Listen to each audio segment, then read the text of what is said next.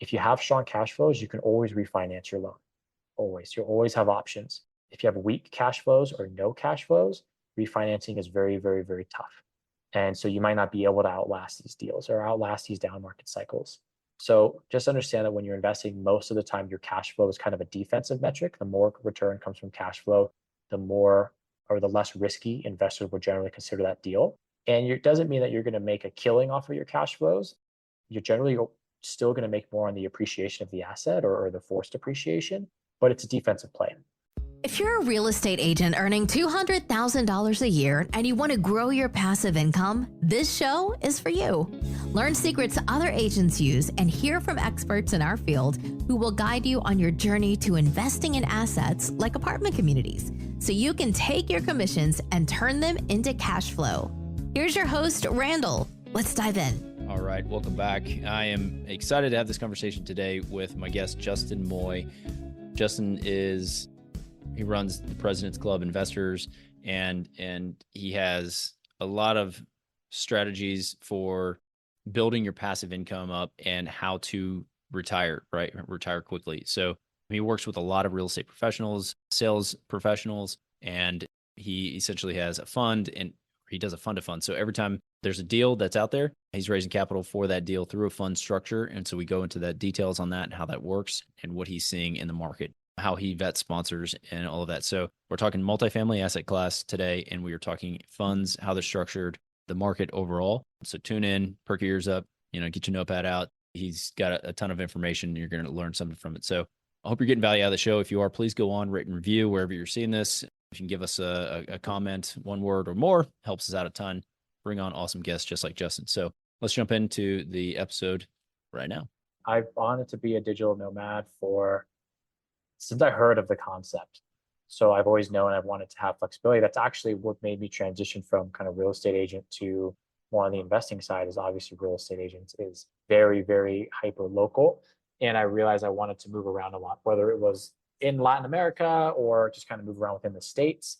I know I wanted that flexibility. And so I started kind of creating that lifestyle. And this is the first, month that we could do it. We could take the plunge. We committed to doing, the rest of the year. So we've got 6 months in total Fantastic. in Latin America. And I'm fortunate that now, the business is in a spot where I can do that and I can work 100% remotely. And I'm not too far from the States if we have emergencies or something like that. It's pretty easy to hop back on and go.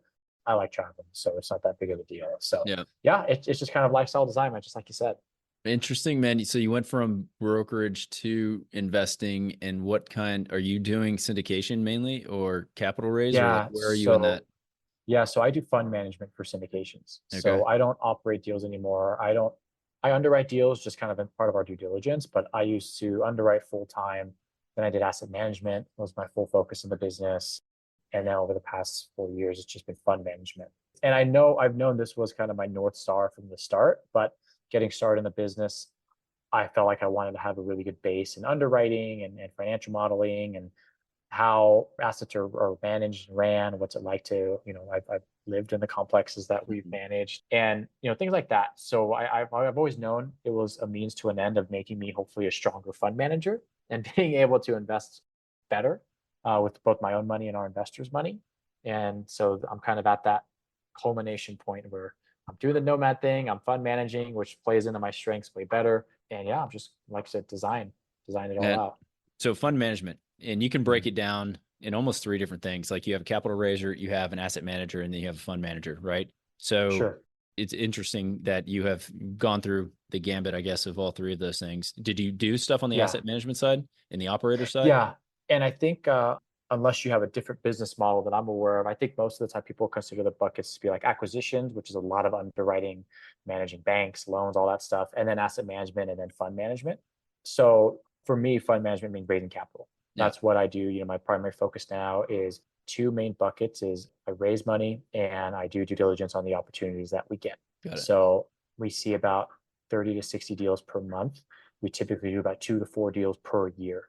So a lot of due diligence process, and a lot of that comes from, my time in asset management. So, I manage C-class properties and all the glory that comes with that type of job and working with tenants in that sphere. But yeah, asset management was a big part of it. And, I knew it wasn't what I wanted to do long term, but it's made me look at deals in such a different way that a lot of people who go straight into fund management maybe don't have those types of reps. So I think it was effective in the long term, but it's definitely a different set of skills for sure. Yeah. So, all right, tell me then, when did you get out of, I guess, the brokerage side of the business, and what did that business Yeah. look like? How long were you in Yeah. it? You know, like, Yeah. and then you transitioned into what asset class? Multifamily? Multifamily. Yeah. Yeah. So I was very fortunate that I stumbled upon real estate as a career very, very early on. I was 17 years old looking for my first like office internship. I was sick Mhm. of working, till midnight at the grocery stores and sports stores that I worked at. I always knew I was very good at sales. I worked at like GNC. I was like the top salesperson in the nation. Like every week, I sold home gyms. That's slinging a lot of vitamins, man. Yeah, It's you like, got to sell a lot of vitamins, man. And yeah, dude. I was in the mall, so I was hustling. There was a lot going on. But I always was good at like retail sales. My very first like retail sales job was selling like shoes, and I would get bonuses for like shoe inserts and stuff like that. And I was confident enough that I said, hey, like, what's the bigger scale thing? How can I make a career out of this? And naturally, I always had this kind of interest in real estate. So when I was 17 years old, I started looking for internships, started looking for office experience, landed an internship at a commercial real estate company. That company's called Cassidy Turley. It's been bought and sold many times. I think it was ultimately bought by like CBRE or something like that. But it was a small office. I was helping brokers with their investment decks, with their underwriting packages, ordering stuff for their presentations. Just like random stuff that you do with an Mhm. office that an intern does. And I just got super addicted to watching them and just looking at their careers. One thing that really intrigued me is they were in and out of the office all the time. I kind of thought to myself, man, I don't want to sit in an office all day. It's kind of stuffy in here. It's kind of boring. So they were in, they were out, they were having lunches, they were celebrating big closings. And I just thought this is so cool. Like this is nothing like I thought an office job would be. My mother hates her office job. And so I kind of had these low expectations. And when I saw everybody was kind of fun and having a good time, I thought this is what I want to do. So I got my real estate license when I was 18.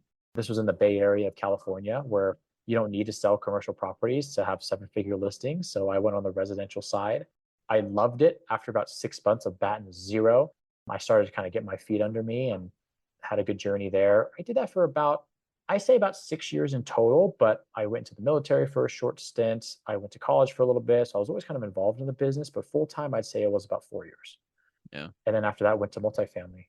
Yeah. I was gonna say that was what, 4 years ago? You look like you're 22. How old are you? Yeah. It's I'm like, going to be 31 soon. yeah, right So on. I'm going to All be right. 31. I got good skin, I think. Yeah, People man. say, Yeah, it's solid. yeah.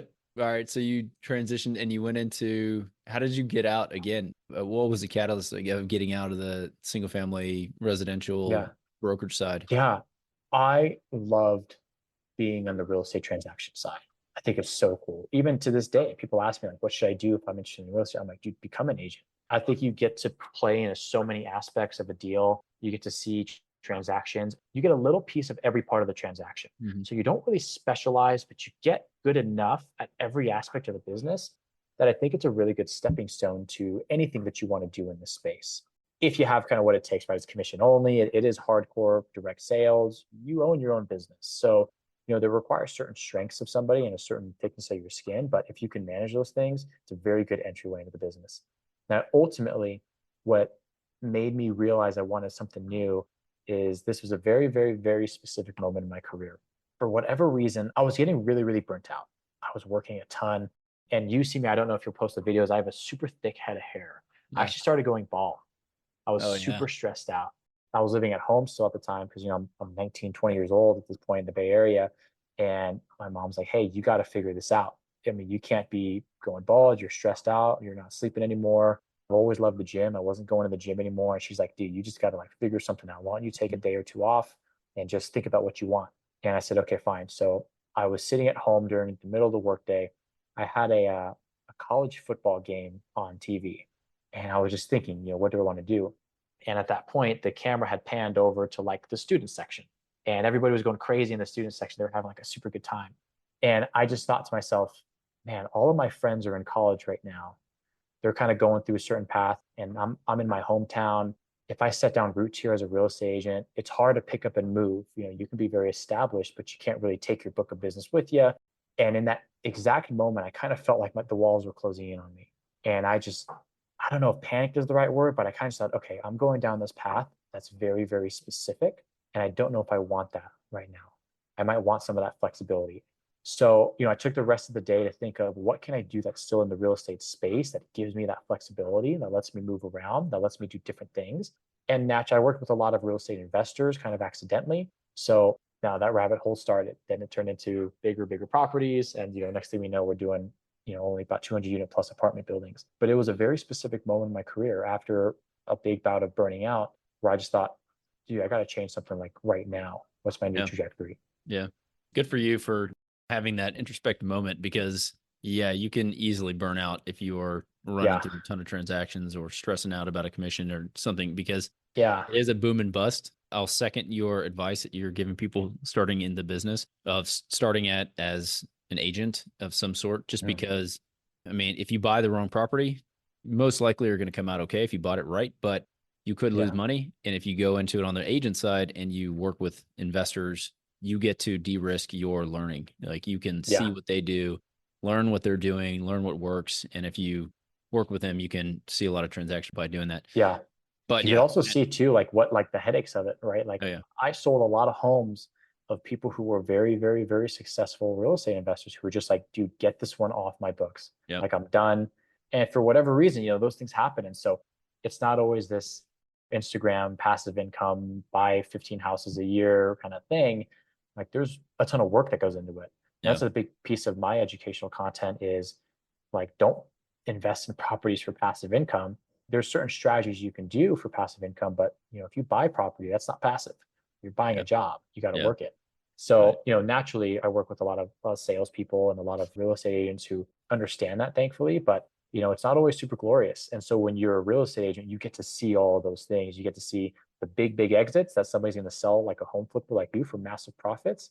And you get to see the guy who, this is a real story, who a tenant poured cement down the drains and the home That is has happened to me. almost worthless. Yeah, crazy to think. I mean, nobody talks about that on Instagram, right? Yeah. This is the worst passive income ever. You got to Yeah. dig through the ground. I mean, break up everything.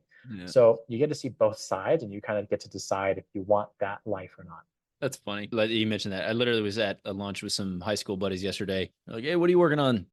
Are you doing any Section 8 housing? I was like, I was. And then this one thing happened and I never will again, probably Yeah, soiled the whole bunch just because, yeah, once they they know that you're going to like report them for not yeah, paying rent. Then they're like, yeah. okay, just burn the house down. Doesn't really matter. I know. And they Yeah, poured cement down the deal. Oh, man, it was luckily a pier and beam house, but it was like, nightmare. That's funny. Okay. So let's talk then on multifamily. And I'm just kind of curious. So what was the year that you were kind of making a big push into that world? Because it's a yeah. much different time now than it was Sure. 2020. Yeah. So I don't know Yeah, when you started. that was pretty much right after I had started wrapping up my full time career in the broker. So, I got my license at 18. What are you, 19, 21, 22, about 20, 23, 24, let's say, so about 6, 7 years ago. Yeah. And I wasn't all in right away, right? There's a learning period where, I underwrote a couple of deals, but I knew I wasn't going to buy something in the near future. I was talking to brokers. I joined some groups. I paid for mentorship programs just to really see if it's what I wanted to do. And so I wouldn't say that I hit the ground really hard at that point, but I started easing into it. And then, over the past, about 4 to 5 years has been really, really heavy into, fund management and, coming after acquisitions and coming after underwriting deals. And it's interesting you mentioned, Section 8. The very first deal that we bought was a Section 8 play Yeah. and looks great on paper. And that was the first deal that I asset managed. And, Like, very wait, are similar you going to make experiences. me seem like the bad guy here or what? What just happened? No way. I It mean, was, it's tough. On yeah, paper, it seems great because in this market, Section 8 actually paid more than market rent. And so the sentiment is, hey, it's above market rent. It will always guaranteed, be full. guaranteed, Yeah, guys. guaranteed payments. It will always be full. There's a wait list for Section 8. And while those things are true, it has its own unique set of issues and things that you got to deal with. So yeah, I would say, yeah, this was about maybe 6 or 7 years ago where I started kind of getting my feet into it. And then it took me about a year or so of kind of hemming and hawing in it before I really dove in and hit the ground running on it. All right. So let's talk then. Is it a fund? Yeah. Explain to me the setup Yeah. and structure that you got because Yeah. fund of funds or whatever it is. I don't know. Yeah. So fund of funds is a word that people will use, special purpose vehicle. I think a lot of people, when they hear fund, it gives off maybe what we're doing, maybe not. A lot of people, when they think of a fund, they think of, hey, I'm going to give you money. You take that money and do whatever you want with it. Hedge funds are pretty common, or like a Fidelity or a Schwab or something like that. Our fund is a little bit different. We don't do what's called a blind fund, which is kind of that scenario where, hey, you give me your money and I'm going to kind of buy what I think is a good opportunity with it. We do individual funds for individual opportunities. So, let's say you're, flipping a house and it's a big project, you need $1 million. You might come to a guy like me and say, hey, Justin, we need $1 million for this deal. If you and your investors are interested in it, I'll give you special terms, because now instead of you having to go find $1 million, I find that whole $1 million for you. There's usually some preferred terms with that. And then I can pass those preferred terms down to our investors. So you do that at really big scale, and you get to have access to a seat at these big tables with other 7-figure check writers, even if you're not writing a 7-figure check yourself, because we kind of pool money together. Yeah. So that's what we do: fund to fund, or special purpose vehicle investments, or kind of words that people might use to describe what we do. So typical check size and asset, that are you class Yeah. A, class B? Like, what are you mentioned 200 plus Yeah. units.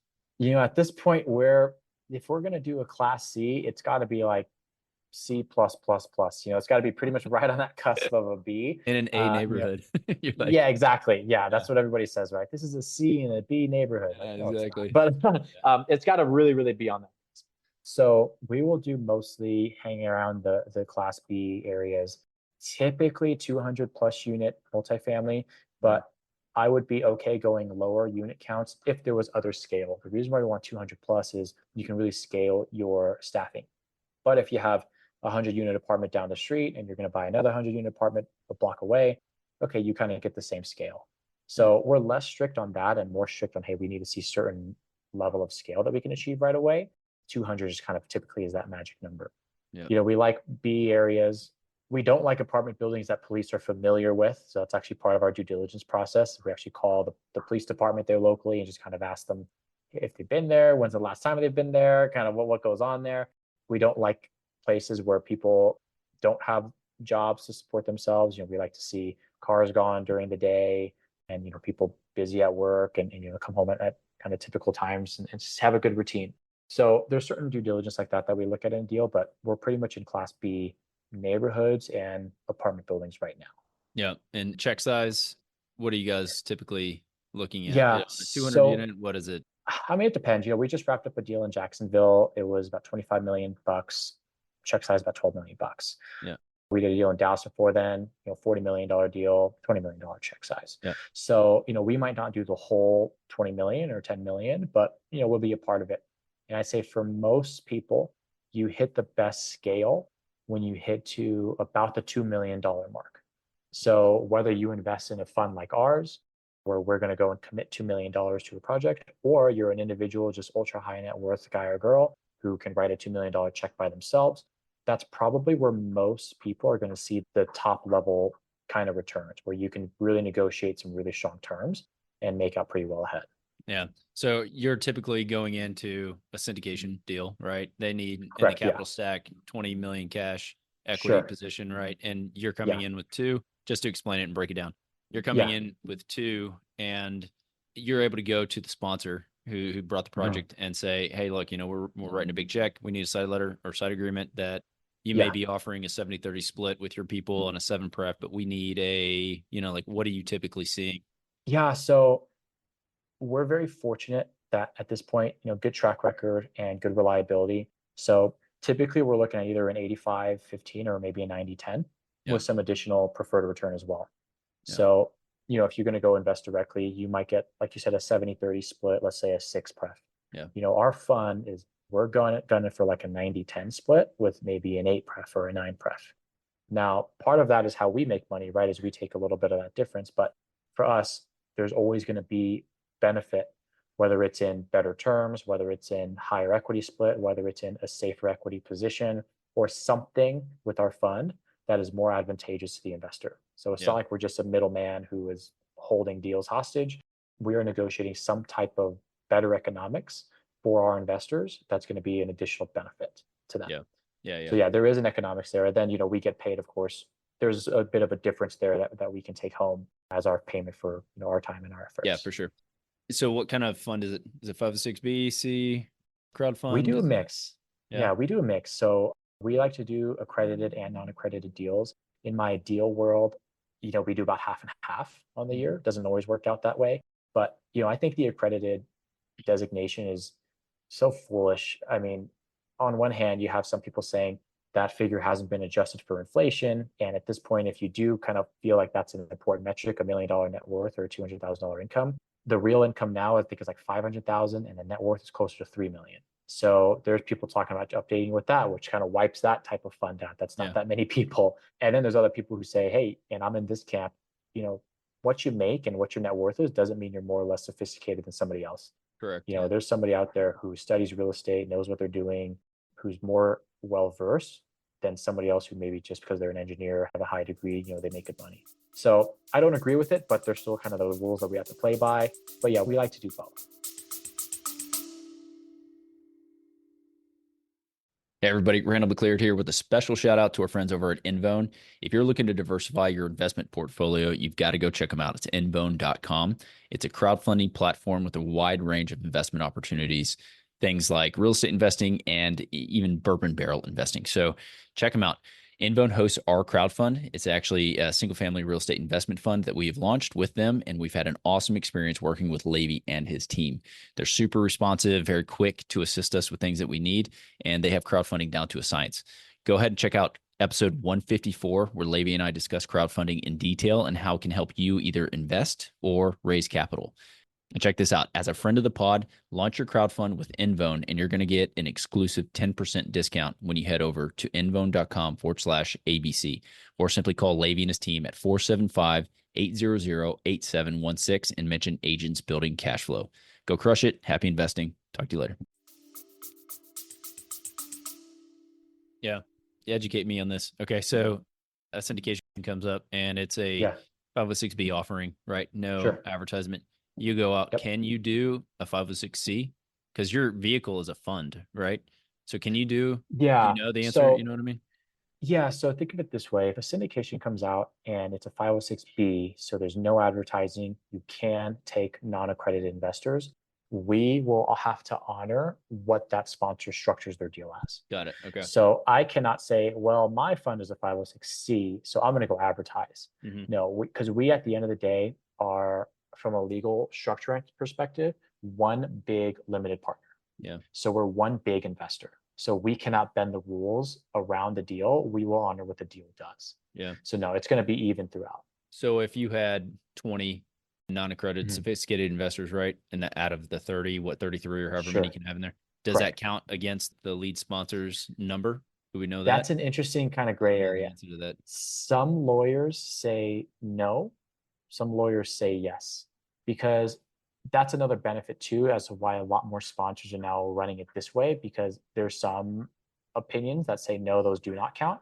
So the way they see it is almost like a little loophole, like, man, we could have these funds, it's just one, but really within those funds, there's more.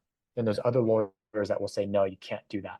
So in these scenarios, sponsors tend to hire the lawyers who have opinions that they align with. And so, it's a bit of a gray area. So that's something Yeah. that hasn't really been worked out that well yet.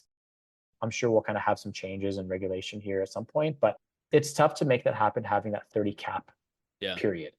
because Yeah. every fund is going to have a couple, so I imagine they'll hopefully treat it just as one. But yeah, it's a little bit of a gray area. There's a little bit of I division. imagine my take on it, if it hasn't been worked out in the courts yet, it only will work itself out or become an issue if deals start falling apart and Right. investors get upset, and then Yeah. that will Yeah. come to light. And then it's always more regulation after that, right? Yeah. So they probably will say, no, you can't do these. Yeah. So, and then there's also regulation that's been proposed to go away from net worth and go into some kind of test or some kind of aptitude or educational test that you can take just to show that you're not getting, swindled out of your last 50 grand or something like that, that you kind of know what these are, and then you have a certificate. But so, maybe it won't even matter in a couple of years. I personally think that way is better than some kind of income figure that to me doesn't mean that you're more sophisticated or not. Let's move in, since you're doing the capital. So when you first said fund manager, I also was thinking, okay, so in my mind, you have capital raiser and a fund manager. So the fund manager is almost running like the auditing the files, making sure that everything's there, make sure distributions are Sure. happening. All of that stuff is, that's the fund manager's job. I see what you're saying. So let's talk more, I guess, nuts and bolts of the business of raising capital. what are you doing right now to attract investors, especially that you're traveling, like Yeah. awesome, Yeah. having an awesome time overseas and doing It's things? it's so interesting because I'm actually meeting up with somebody who I had an investor call with tonight. We're having dinner Nice, together. He's in Costa nice. Rica. So, I don't think you should let those things hold you back. Personally, I'm very introverted. I've always been. So to me, I don't really thrive in environments where I'm networking or in conferences or, I do go to those things almost out of necessity. I'm usually not like the first one there, the last one to leave. I'm very introverted. So I tend to do really well doing things like this. Like I really like doing podcast shows and doing our own podcast. Our show is called Passive Real Estate Strategies, which is all about syndications and funds and being a passive investor in deals. Those have done really well for us. I'm very, very active on LinkedIn. You can always look me up on LinkedIn. I post every single day. I engage a ton. I message a lot of people there. So to me, those are the two biggest avenues beyond, referrals and kind of people that I've already known to bring on like newer investors. And they've done really well for me. And thankfully I can be anywhere in the world and do those things just like I do now. So again, it's a design thing, right? I saw a lot of people do rely on conferences to get a lot of investors, but I know I like to move around. I like to travel a lot. So it's about picking the kind of avenues that work for you and that you can commit to for the long term. All right, let's say we've got somebody who wants to transition into being a capital raiser on, again, just super nuts and bolts. You're posting every Hmm. single day on LinkedIn. Let's just take that one Yeah, avenue and that sure. one lead source in the funnel. What are you seeing is getting the most type of response? I guess break it down for us. Is your goal to like Yeah, grow an audience, and then when you have an offering, then just push it to the whole audience, or are you yeah. specifically, yeah, break it down for me. So, I don't have this massive audience, right? I actually just made a post today. I crossed over like the 4,000 follower mark, which on LinkedIn is a little bit more esteemed than, like on TikTok, I think I have a couple thousand, right? But like it's not as focused. So, I don't think the goal is to build this massive Grant Cardone audience, right? Where I have millions of people looking at me. The goal is to build a small following. People who resonate with me and my message because of my background in sales, they tend to be salespeople. Real estate agents use a lot of LinkedIn. B2B salespeople use a lot of LinkedIn. Our company, President's Club Investors, that's kind of a big sales moniker. So it's salespeople who specifically fit into one of two categories. They either want to be work optional faster, so they don't want to work until they're 65 or 70, whatever the age is going to be at that point. They're always talking about raising the age limit to working, or they have fully optimized their conventional retirement strategies, which are like their 401ks are maxed out every year. They have some fidelity stuff maybe, and they have cash left over, and they're always thinking like, what's the next thing? Like, how can I keep building on this? Then they kind of come to us. So when it comes to posting, when it comes to having that, like you want to just have a very clear message of who follows you. Because if I'm just Justin, the real estate guy, there's 2,000 real estate guys and girls on every platform. I mean, you can't stand out. So to me, I have a few kind of layers, I guess, of people that tend to be attracted to our message. And when you think of it that way, I'm kind of an audience of one because there's a lot of capital raisers out there. There's even fewer that specifically cater to salespeople and understand why we would want to invest in stuff like this. There's certain risk mitigation strategies when you're commission based that, in my opinion, you should invest differently than somebody who's maybe an engineer who makes the same salary every year. And then there's even fewer people who speak to sales professionals who want to be work optional fast. The goal is to replace a high income fast. So you really want to figure out who your message is going to resonate with and understand that if you're talking to everybody, you're talking to nobody, and really get narrowed down and focus in. That guides your post, that lets you know what kind of podcast to put out, that lets you know what do my people want to hear and what do they like to see. That really helps with like a lot of the content creation, a lot of the marketing, stuff like that. Yeah, build your avatar. I agree with that wholeheartedly. Yeah. Awesome advice. Yeah. So, okay, now you've built your avatar, you're targeting them, they're interacting with your posts. What are you doing to convert them into, like, what does your Yeah. sales cycle look like from somebody responds to you on LinkedIn, hey, cool post, man, awesome, I agree with you Yeah. 100%, to like, Yeah. hey, I've got this offering and I need $50,000 check. Are you in? Mhm. What does that look Yeah. like, that life cycle? What's so interesting is, and I learned this when I was in real estate sales, and I don't remember where I learned it from, Tom Ferry or something like that. Essentially, there's two ways to build a business like capital raising, like real estate agent or whatever it's going to be. The first is speak to a ton of people on some kind of massive stage. This is like the Grant Cardone method. Well, Grant Cardone's got thousands of investors. He makes posts. His whole shtick is marketing. If you invest in one of Grant's deals, Like you're never going to call Grant Cardone and be like, hey man, how's the deal going? Like he has this massive, massive, massive stage that he stands on, and he talks to a bunch of people. The second way is thinking of growing your sphere of influence, like your friends and family, people who really, really, really know, like, and trust you, people who you would have dinner with, and really growing that sphere out, pulling people closer into the center of that sphere, from never heard of me to this guy's kind of interesting to we've met to I've done business with him or her to like, I got to tell my friends about all this. On one hand, you can create this massive marketing machine and make big teams. On the other hand, you don't really need to do all those things. I don't have a big team. It's me and I have a virtual assistant. I know every single investor that I transact with. I'm on a text message basis with every single one of them. I know their face. I'd recognize them in the store. I don't want this massive, massive audience. I want a close following of people who really, really bought into what we do and we're on the same mission together. So for me, it's all about messaging and getting the conversation offline.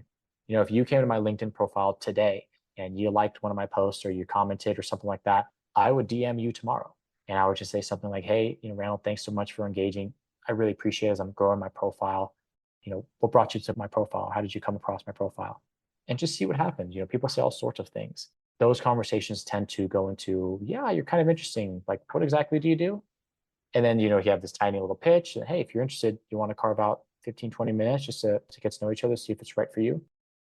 So just bring that relationship offline. And that's really the method that I use. So I'm not looking to build out this massive, Grant Cardone or Alex Hormozy platform. I want a very intimate platform and following of people who are really bought in. And that's the way that I structure my business. Yeah, that's awesome. That said, we talked a minute ago about lifestyle design, and it seems very much in keeping with the way you have structured things and the way you want things to happen. Yeah. So person here in Costa Rica that you're meeting for dinner, were they just happen to be in Costa Rica at the same time, or you're getting investors from all over?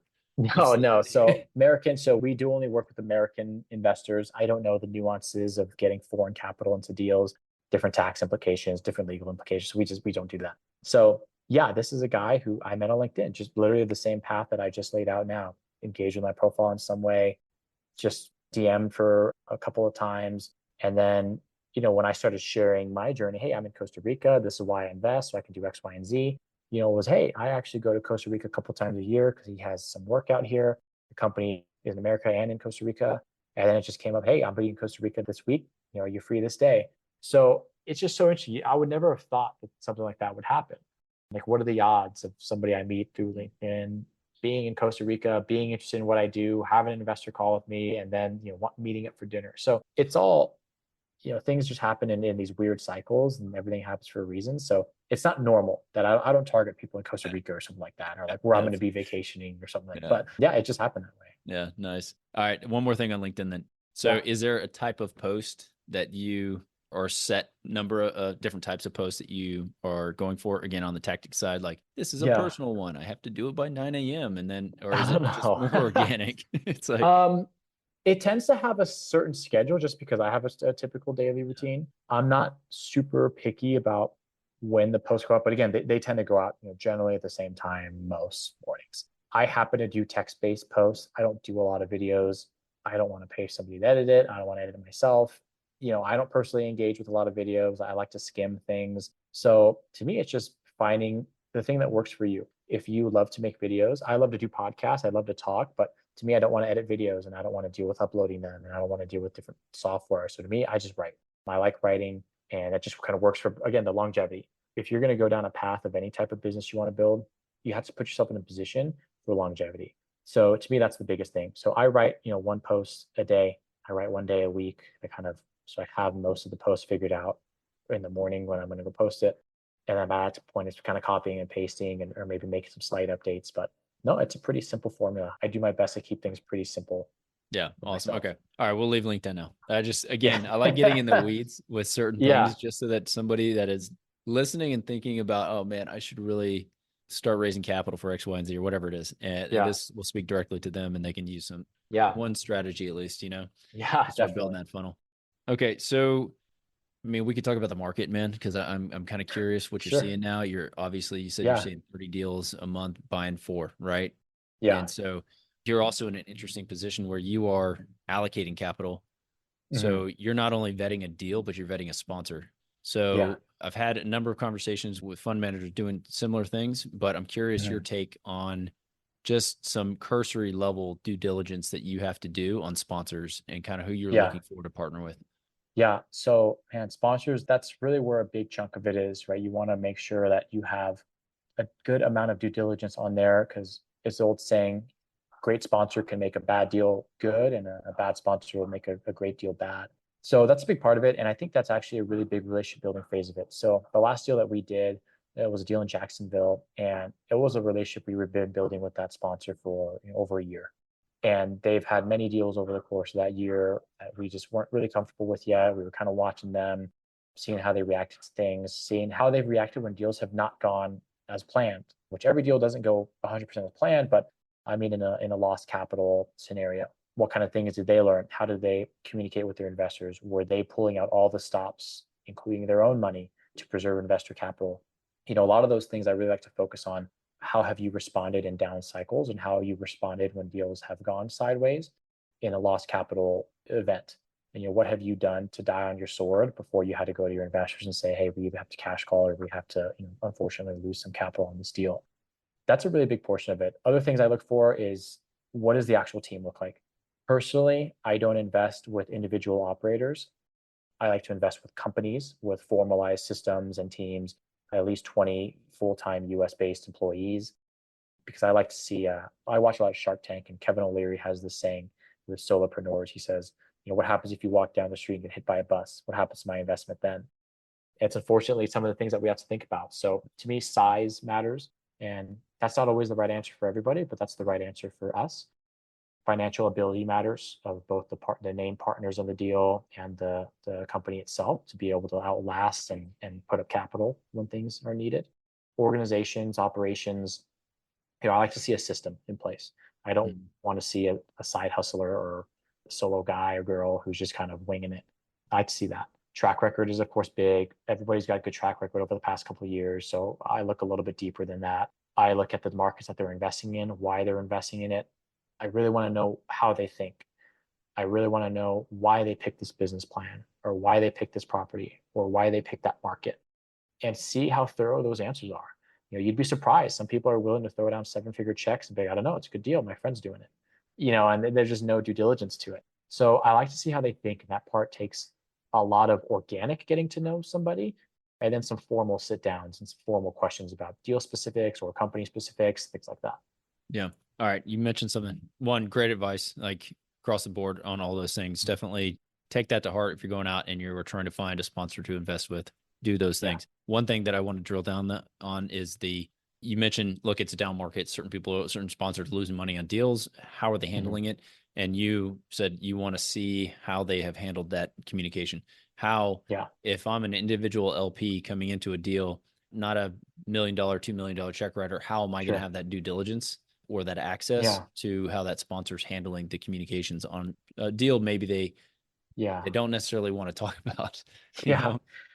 That's a little bit tricky. I can't speak for how all sponsors will handle that. But what I can say, very broad strokes in a business perspective, is we work with great sponsors who have access to a lot of capital. Great sponsors always get a lot of capital for their deals. If you're an individual retail investor and you have a $25,000, $50,000 check, it can be more difficult for you to get these things just from a time perspective. And I'm not saying it's because you're a bad person, or you got to bring more money to have more value. But at the end of the day, kind of, right? Because if you're raising $50 million easily every year, and then somebody comes in with 25,000 bucks and is asking for a laundry list of items, I don't know if there's a lot of motivation to bend over backwards for that person. But again, we're coming in with seven-figure checks. Yeah, we're going to get all the due diligence that we need and want. So it's tough if you're an individual investor. You always want to ask those questions, because again, that also tells you, if they're kind of brushing you off because you're a small check writer, that's probably not somebody you want to deal with anyways. So from a business perspective, yeah, it might be hard. You might have less leverage than we do to get different answers, and you might have less knowledge. Like, you might not know to ask for these things. You might not know to ask, like, hey, do you audit your financials or not? You may not even know what that is. So there's a knowledge perspective, but there's also a leverage perspective, where if we ask and we're bringing seven figures to the deal, we're going to get 99 out of 100 requests that we get, unless it's way overbearing or something like that. But yeah, it's hard to leverage your way into those situations. That's another benefit of kind of a fund like ours. But when you ask these questions to sponsors, part of what you're looking for is how they respond to it. Everybody has deals that went sideways, but if you're open about it and you're willing to share and you're willing to share what you learn, that's better than just saying, yeah, let me get you that info later, and then just never hearing from you again. Yeah. Solid advice. Okay. All right. So that's on the sponsorship side of things. If you're looking, let's talk vetting deals now. Like, what are you seeing in the market? Yeah. Because again, if you Mhm. got into 2018, you're, cutting your teeth on some deals and underwriting, that sort of thing. Market has changed significantly in the multifamily space from then to now. So what are you guys looking for in deals right now? Like, what markets are you guys in? Just kind of break it down for me. Like, what are you seeing as far as returns go? Are you guys more cash on cash focused? I'm gonna ask you 50 questions before I let you respond. Yeah. Sorry, dude. No, that's great. That's great. And I'm gonna forget most of them, and we'll revisit I know, them. my But bad. when it comes to deals, I'll teach you how to throw most deals in the garbage in a couple minutes right away. Just go straight to the debt portion of the investment deck. Go straight to the debt. The debt is the number one deal killer in commercial real estate. It's the biggest thing that will kill your dreams. It's called leverage for a reason. It's because it amplifies things. It's going to make a good deal great, and it's going to make a bad deal really freaking horrible. So we look at amount of leverage. So most investors would consider, 75% loan to be a pretty even keel area. That's pretty good. Below that, most people consider very safe. So really, the less leverage you can get on a deal, the more safe it's going to be. It might eat into your returns a little bit, but that's kind of a question you have to ask yourself as an investor: is what's my appetite for risk versus what am I looking for returns? Generally speaking, 75% or so is kind of the most that will ever go unless something crazy special deal happens, but that's like the top level. What's the flexibility on the loan afterwards? Do you have extension options? What needs to happen for those extensions to happen? What is the cash flow on the deal? Cash flow is king, not because of that's where most of your returns will come from, but because that's how you survive. If you have strong cash flows, you can always refinance your loan. Always. You'll always have options. If you have weak cash flows or no cash flows, refinancing is very, very, very tough. And so you might not be able to outlast these deals or outlast these down market cycles. So just understand that when you're investing, most of the time your cash flow is kind of a defensive metric. The more return comes from cash flow, the more or the less risky investors will generally consider that deal. And it doesn't mean that you're going to make a killing off of your cash flows. You're generally still going to make more on the appreciation of the asset or the forced appreciation, but it's a defensive play. Cash flow is always on your side. We don't do no cash flow deals. We don't do new developments. We don't do very, very, very heavy, condemned buildings or anything like that. It's just, they're great. It's just not in our risk appetite to do those things. We don't like to feel like we're working against the clock. When you have no cash flow, you're always working against the clock. So when you have cash flow, again, it buys you time. Mm-hmm. So those are some of the big ones on the deal specifically. When it comes to the market, that's also another big thing you want to focus on. Where a lot of people are missing the beat on market is a couple of things. First is rent to income ratios. You have some of these markets where tenants are paying 40 to 50+% of their income to rent. You can't do that. That's not sustainable at all. You get a flat tire and you're not going to get your rent that month. So keeping at an absolute max about 30% rent to income ratios of where your pro forma rents are is going to be really, really big for us. You want to have tenants that have cash. Diversification of economies in that area are really big. I like to look for single points of failure, and having one big employer, in my opinion, is a single point of failure. Even if that employer is a government building or a military base or something like that, the government does shut down bases. Like, what's the one point of failure that's going to make this market useless? You got to ask those questions. And so debt to income ratios, market on there. Oh, supply coming online. You have these white hot markets like Nashville, or now way overbuilding.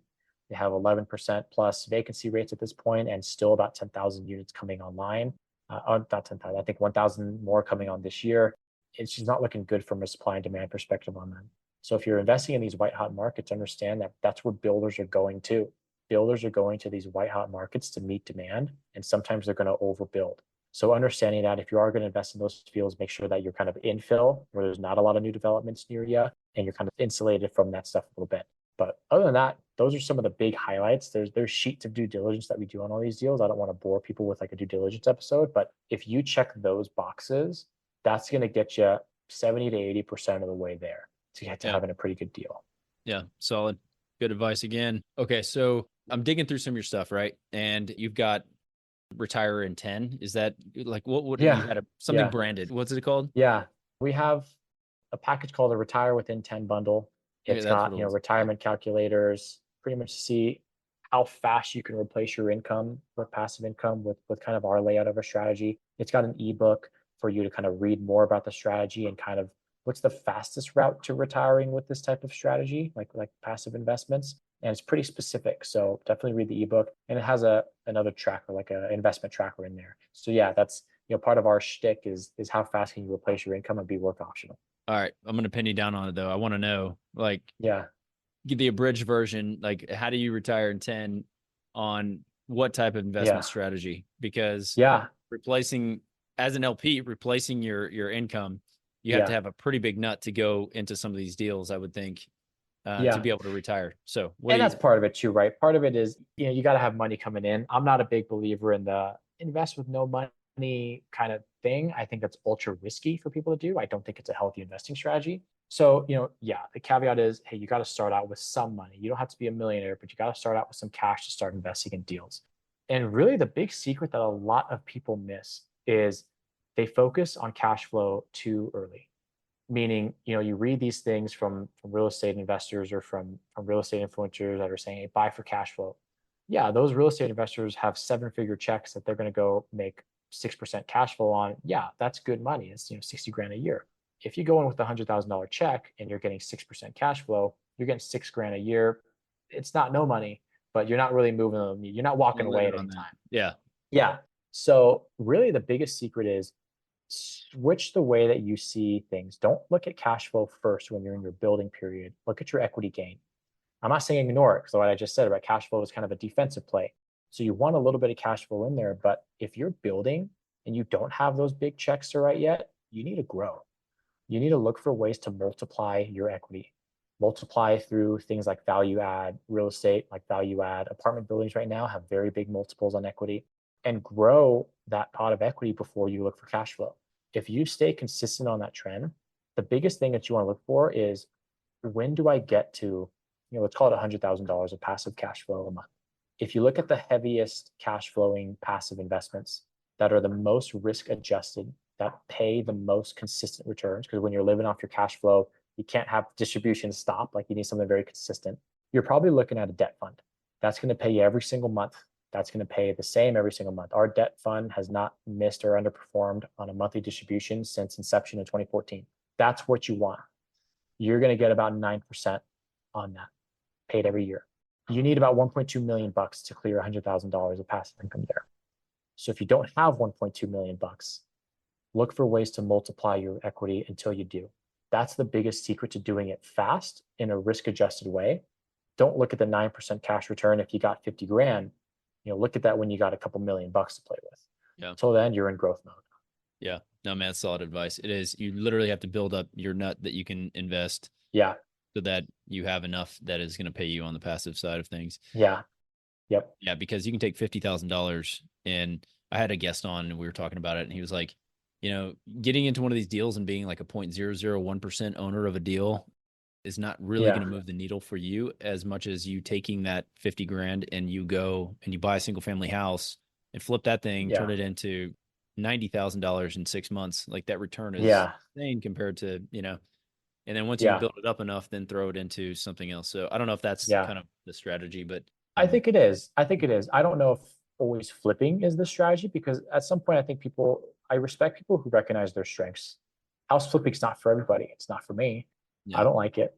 The time commitment, the risk associated with it. Generally speaking, if anybody's kind of wants a sliding scale of risk to return, the shorter term a deal is, the riskier it's going to be seen. So yeah, you could totally buy a flip and flip it in 6 months and double your money, but just know that's generally a little bit riskier than what most people would consider in like a couple of years long deal.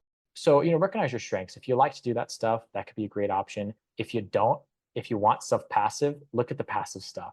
Don't go buy a flip for passive income. Say, hey, the contractor will do all the work. No, the contractor is going to steal all your money if you're not there. So really understand what your strengths are and what you're willing to do, and then lay into that strategy.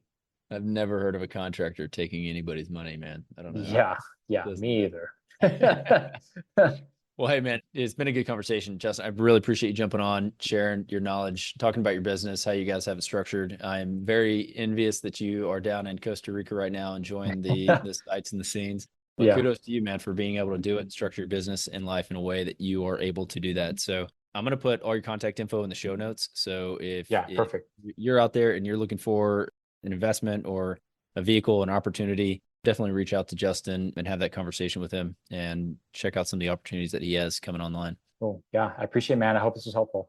Yeah, for sure. Did you know that 80% of the agents we speak with got into real estate in order to gain passive income so they could obtain financial freedom and become work optional? If you want to stay up to date, the best way is to make sure you're subscribed. So if you haven't done that, go ahead and do it now. We'll catch you on the next episode.